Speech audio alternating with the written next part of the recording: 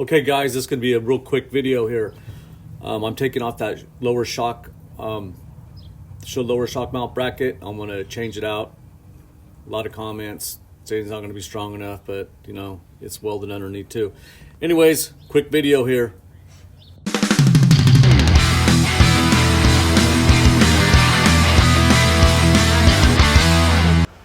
Okay, here's what I come up with. I took it off the truck here.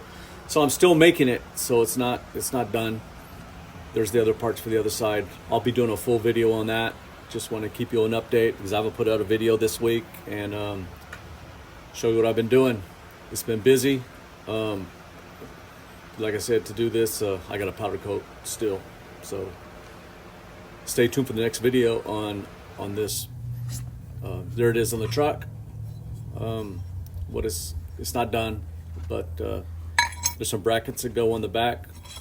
I'll put them on here real quick so you can get an idea. Well, I'm not going to put them on, but I'll place them where they go. I'm working one-handed, so be patient. Anyways, it'll be welded up there on the frame. Those brackets are from Rody Fabrication, thanks to him. I still have to modify the other one because it doesn't fit the placement right, but no big deal. Anyways, I think it's going to be a lot stronger. Like I said, I'm not done with it yet. Still some more things I'm going to do, and I will be making a full video.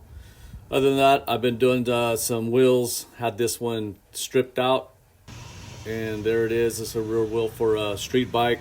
So I'm working on that at the moment, trying to get that done while I work on the truck. I did the front wheel on the bike. It's gloss black. That's it, and I still have some more parts for the Chevy right there. He forgot to drop that off, so I'll be finishing that up, black and orange. There's the bolts for the motorcycle front end, and that's it, guys.